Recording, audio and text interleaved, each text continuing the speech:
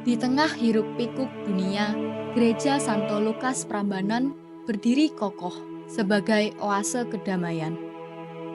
Gereja Santo Lukas Prambanan adalah gereja kecil di bilangan Kecamatan Prambanan yang dibangun pada awal tahun 1970-an. Gereja ini telah menjadi rumah bagi umat Kristiani yang mencari kasih dan penghiburan. Gereja ini berupaya membangun komunitas yang erat dan saling mendukung, serta aktif dalam pelayanan sosial untuk menunjukkan kasih Kristus kepada masyarakat sekitar. Gereja sederhana yang telah menjadi saksi perkembangan dan pergulatan iman akan Allah yang hadir. Sudah sejak dulu, umat mengupayakan perizinan untuk pembangunan gereja, supaya gereja tidak terkesan kumuh, sempit, dan sumpek. Tetapi pengurusan perizinan nampaknya mengalami berbagai kendala. Belasan hingga puluhan tahun menjadi waktu yang belum cukup untuk menyelesaikan perizinan.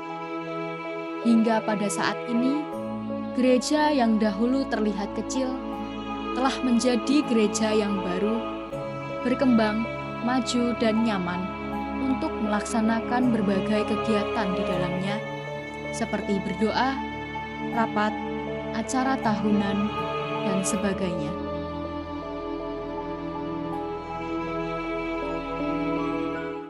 Sebetulnya Gereja Santo Lukas itu dulu kapel itu kan dibangun tahun 70. Jadi berdirinya gereja itu tahun 1970. Pada waktu itu, kecuali gereja, di sampingnya itu ada SMP Sanjaya, ya. Itu. Ya itu termasuk Pak Pangkat, Pak Santoso, lantas siapa ya sebelumnya itu saya tidak tahu karena saya sendiri kan jadi Katolik baru tahun 74 saya. Nah, itu. Tetapi yang saya tahu yaitu Pak Pangkat, Pak Santoso, lantas apa itu guru yang mulang di situ. Itu. Jadi kalau dulu itu apa ya perluasan masalah agama Katolik ya. Dulu kan belum mempunyai tempat. Nah tempat itu kan merupakan wakaf dari orang tuanya, istrinya Pak Madi itu siapa itu Pak? Saya tidak hafal namanya. Lantas itu di tanah itu diwakafkan. Jadi kalau berkumpul-kumpul di situ sampai tahun berapa itu pajaknya saja masih ditarik perorangan. Nggak tahu itu sudah masuk PGPM. Itu. Kalau gereja itu ya jadi kapel itu tahun 70. Itu kan menghadapnya ke timur. Nah, menghadap ke timur pada tahun 1997 itu ada keinginan untuk membangun gereja, tetapi sebetulnya membangun itu hanya tadinya menghadap ke timur mau dihadapkan ke barat. Ya. Nah, karena izin itu tidak segera keluar, maka SMP Sanjaya itu tinggal berapa tahun lagi, 2 tahun itu bubar karena tinggal kelas 2 ya itu. Lantas itu lama-kelamaan berkembang masalah pembangunan, lantas mau digeser ke timur. Nah, setelah digeser ke timur, lantas akhir-akhir itu lantas bisa membeli tanah sebelah utaranya. Karena dulu Pak Yono itu enggak boleh itu. Kalau mau dibeli boleh saja, tetapi harus ditukar sawah Pak Yono sebelah utaranya. Tetapi akhir-akhir ini nyatanya bisa. Akhirnya pembangunan itu lantas gerejanya bisa seperti yang sekarang ini. Jadi begini perkembangan gereja itu memang ya dulu dikatakan pesat boleh, dikatakan tidak ya boleh ya. Karena masalah segi pembangunan sendiri itu kan ya tahu sendiri kalau namanya gereja Katolik membangun ya. Intinya kalau gereja Katolik itu membangun kan intinya apa? Setelah perizinan. Jadi masalah pembangunan itu Saya itu menjadi ketua panitia pembangunan sejak 9 Mei 1999. Tetapi sampai 15,5 tahun tidak berhasil. Sebabnya apa? Izinnya tidak keluar. Nah, pada tahun 2015 itu saya serahkan kepada ketuanya, ketua wilayah, kebetulan pada waktu itu dijabat Pak Diri. Tetapi tidak lama Pak Diri lantas stroke, lantas membuat panitia lagi. Kebetulan yang menjadi ketua adalah anak saya, si Handoyo. Nah, itu masalah itu. Jadi kalau masalah perkembangan saya kira juga maju pesat. Soalnya apa? Itu waktu Romo Budi kesini ya. Romo Budi kesini itu tahu waktu Natalan itu umatnya sekian. Itu dia mengatakan, wah ini wilayah Prambanan ini kalau jadikan Porokni saja sudah bisa ini. Nah ini dengan waktu saya di Sukoharjo, itu Romo Budi ya. Waktu saya di Sukoharjo namanya kabupaten saja umatnya tidak ada sekian. Nah ini kalau di sini misalkan diajukan sebagai parokis ya bisa. Kalau berdirinya gereja saya kira tidak ada apa-apa. Tetapi hanya waktu masalah pembangunan. Waktu masalah pembangunan itu memang kuat untuk yang menentang supaya gereja itu tidak dibangun. Pada waktu itu ketua panitia pembangunan saya itu selalu koordinasi dengan Pak Camat. Kebetulan camatnya Prambanan adalah Katolik, Bapak Alius Sudarsono ya. Nah itu sampai Pak Darsono waktu akan ada kejadian itu bilang, Pak Marno, kalau pembangunan gereja itu ditunda dulu. Karena ada yang bertanya pada saya apa akan dilanjutkan. Tidak lama kemudian lantas ada demo ke kecamatan ya. Ada demo kecamatan itu harinya Rabu Wage, tanggalnya 28 Oktober, tahunnya kalau tidak 23, 24 itu. 23. Nah, itu. Lantas itu demo itu ke kecamatan, lantas kecamatan dicari, disangka Pak Camat sembunyi. Nggak tahunya Pak Camat itu menghadiri undangan di PT Candi. Setelah Pak Camat datang langsung dikalungi celurit. Yang mati kamu atau saya?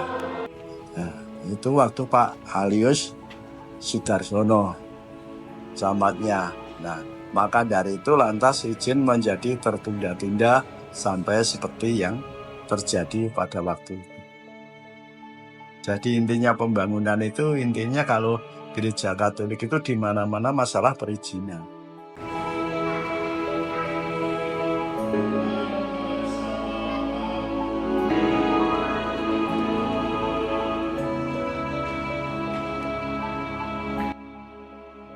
Ya jauh sekali ya. Kalau sekarang itu kan istilahnya sudah dibangun dan pembangunan sekarang itu kan sudah sifatnya sudah modern.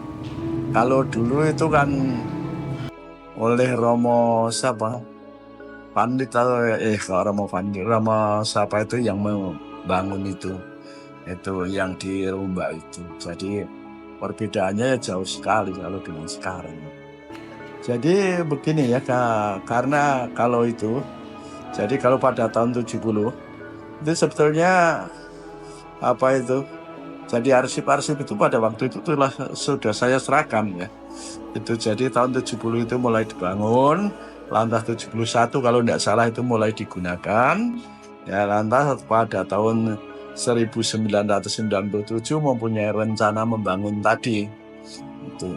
Jadi itu memang ya kita umat kan ya ingin mempunyai gereja yang layak untuk beribadat. Tapi ya itu di mana-mana bukan hanya di Prambanan saja, di mana-mana kalau gereja Katolik itu akan membangun yang sulit adalah izinnya. Ya, seperti saya dulu waktu menjadi ketua itu izin itu diusahakan bersama-sama panitia ya. Sudah yang namanya mana Sospol, Klaten saya datangi, Bupati saya datangi, Lantas Dandim saya datangi, ya siapa saja yang saya datangi, tetapi akhirnya ya tidak keluar izinnya sampai akhir ini. Kalau nilai-nilai yang dipegang oleh gereja ya kita kembali kepada sabda Yesus. Gitu. Waktu ada orang yang mau mengikuti Yesus, Tuhan Yesus bersabda, sedangkan burung mempunyai sarang, anjing mempunyai liang, tetapi anak manusia tidak mempunyai tempat untuk meletakkan kepalanya. Nah, supaya Tuhan Yesus itu ada tempat untuk meletakkan kepalanya, ya kita harus membangun.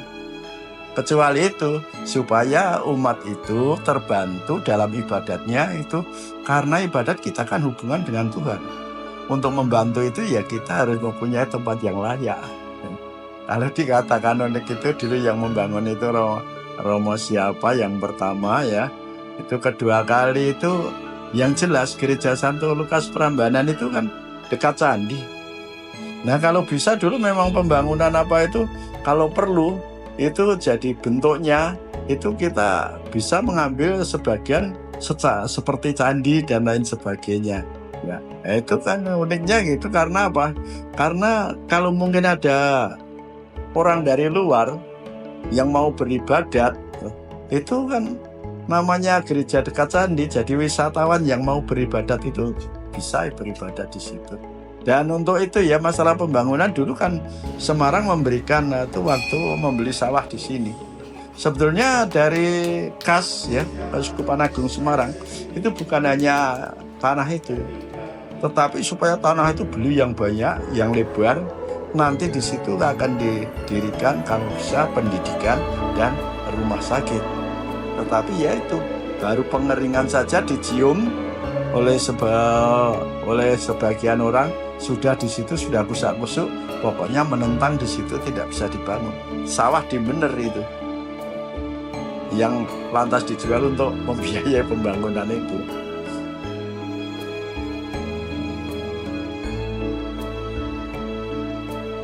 Jadi gereja harapannya itu kalau bisa itu nantinya ya menjadi paroki. Karena apa? Karena umatnya sudah sekian banyak ya, sekian banyak nanti, dan gerejanya sekarang ya sudah memungkinkan misalkan dijadikan paroki ya, itu saya kira juga sudah bisa memenuhi syarat gerejanya. Jadi kalau saya ke depan itu mengharapkan nanti Prambanan itu bisa menjadi paroki. Entah nanti hanya Prambanan saja, entah nanti misalkan Manisrenggo digabungkan ke sini. Sekarang Manisrenggo kan ikut Kalasan. Kalau misalkan Prambanan jadi paroki, Manisrenggo kan bisa tarik ke sini. Jadi sebelah timur Kaliopak. Kalau masalah menyambut tamu baru, saya kira itu juga tidak ada kesulitannya. Tidak ada kesulitan. Setiap ada tamu baru itu ya bisa diterima dengan baik ya. Ya, diterima dengan baik, tidak ada masalah.